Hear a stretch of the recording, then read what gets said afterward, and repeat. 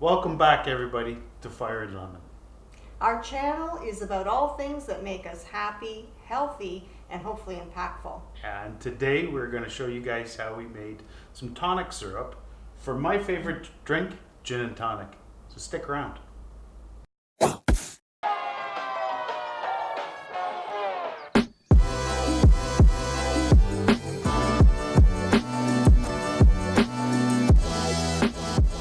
You know, gin and tonics have been one of my favorite drinks, and I've always loved them, but it's kind of an odd relationship. It's always been a hit or miss, and I could never understand why. That is until I was fortunate enough to be in Scotland, and I had the best gin and tonic I've ever had. I remember because you Yeah. sent me a picture of it. You were so That's right. excited. It was fabulous. I was also exposed to different types of gin, which I think maybe that's another video we'll do. But this one, I realized that they used a product called Fever Tree, which I had never heard of before. No. I've always used just the standard Commercial type yeah. of tonic water here. Not no name, but it's pretty close to it. And I thought maybe that's why, right? Yeah. So And I never really liked gin and tonics. I've always said, oh, I don't like gin. But then I realized after having the Fever Tree, it's the tonic that I didn't like. yeah. So now I really enjoy them. Really, but like I had mentioned, it is kind of expensive. So we wanted to search out our own tonic. I had heard about making tonic syrup and having the advantage of having different amounts in there, so Of bitterness. it could vary the bitterness on it. So we started looking through, and we found a really good recipe. We tried it, we really liked it, and now we want to share it with you guys. So let's make some tonic. That sounds good to me. Well, we have got all our ingredients now to make the syrup, and one of the most important parts of tonic syrup is actually this thing, which is cinchona bark. It's actually from the cinchona tree, which grows in Peru, and it's referred to by the locals as fever tree. It was given to people who were suffering from fever to help them with their symptoms. It was later, when it was brought back to the UK, I'm not quite sure who found it, but they found the product quinine in the bark is actually what helps the fever, and it's applied to or used it for malaria. And it was a couple hundred years ago, and when UK was circumnavigating the globe on ships, it was used for the sailors. So they would use this to help prevent malaria. They also, an interesting comment too, was I found, I've heard it before where English people were referred to as limey, and I never understood why, but now I do. Now, just to make a comment here, that's not, in my opinion, I'm not using it as a derogatory comment, so please don't be offended by it. But what I found was that they would use limes or citrus to help prevent scurvy, and being genius, they combined them so they helped prevent malaria and scurvy all at the same time. Now, what ended up was a very bitter product that they ended up adding sugar to help it taste a little bit better. And then for some reason, they decided to add gin. And then the gin and tonic was born, and thankfully, because it was really good. So where did we get this? We actually bought this from Amazon, and within the next day it was at our doorstep. So that's what we're gonna do, and we're gonna take these ingredients. We still have to prepare them, so let's do that now. So here we have all our ingredients. We need a 1/4 cup of cleaned cinchona bark. Problem is that the cinchona bark comes in from Amazon and it's very dusty. So what we need to do is put it through a colander. We shake it up until all that dust is removed. What we end up with is a clean 1/4 cup of just the bark. We also have to remove the skin of the grapefruit, lime, and lemon. We need to make sure not to remove too much of the pith. Also part of the ingredients is we have over here is another 1/4 cup of citric acid. We have a 1/2 teaspoon of salt.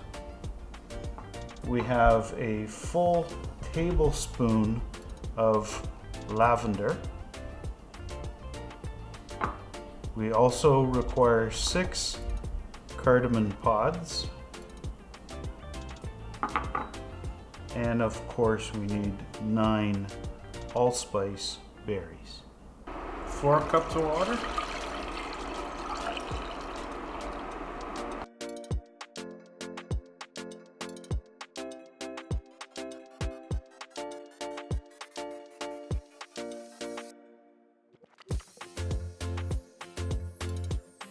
We forgot that the recipe also requires 1 cup of lemongrass cut up. So we're just going to add that to the mix. Now that it's boiling, I wish you guys could have smell-o-vision because this smells fabulous. Now that it's boiling, let's give it a little stir. And then what we're going to do is we're going to turn the temperature down and put the lid on and simmer it for 20 to 30 minutes. Now that it's simmered for over 30 minutes, allow it to cool for a couple of hours.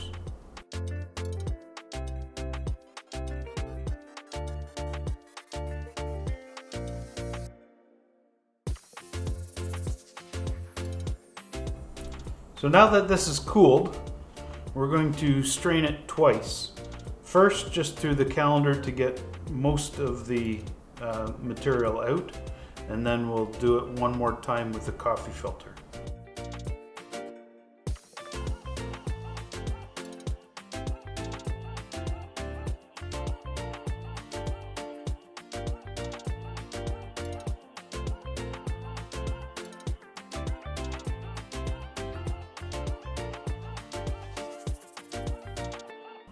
So the recipe is actually very easy. It is. It's 1, 2, 3.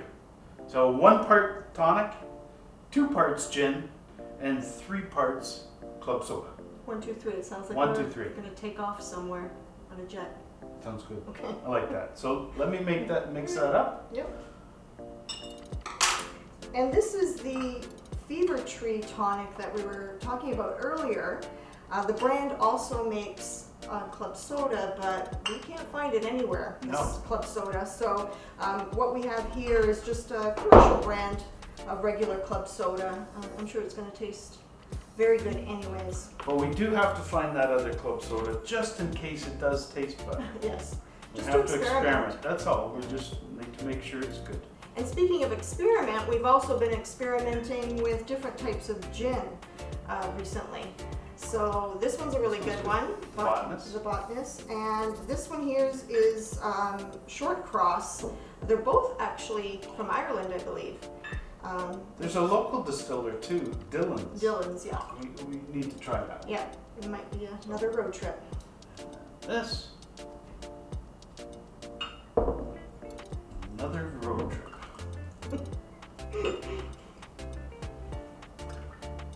We don't need much excuse to go for road trips. No, we don't.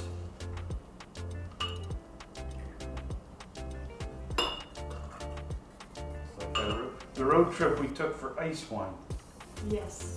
If you haven't seen that video, we've actually I think I need one more. We can't talk and at the same time. Sorry. We have to have full attention, head on. So we did have another road trip for ICEWINE, and if you haven't seen that video, we can put the link down below on that one. Okay, so just a wedge of lemon, a nice little stir. You don't want to deflate the carbonation. Right. And just a couple of ice cubes. Now we do keep all our ingredients cold, Yes. so that we're helps. not relying on the ice to chill it all. We put the gin in the freezer, Yes. and the other things we Yeah, keep for sure. in the fridge. Okay. Oh. Stir. One last stir. All right. Cheers. Cheers.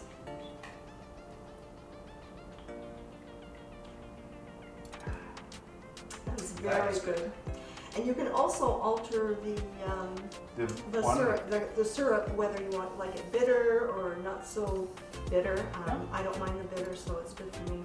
I like it too. Cheers, guys. Cheers, guys. Hope you've enjoyed this video. Yep, and please, if you like it, hit the like button for the video. Also, don't forget to subscribe to our channel. We really appreciate it. We're new to YouTube and we enjoy making these videos. Hope you enjoy watching them.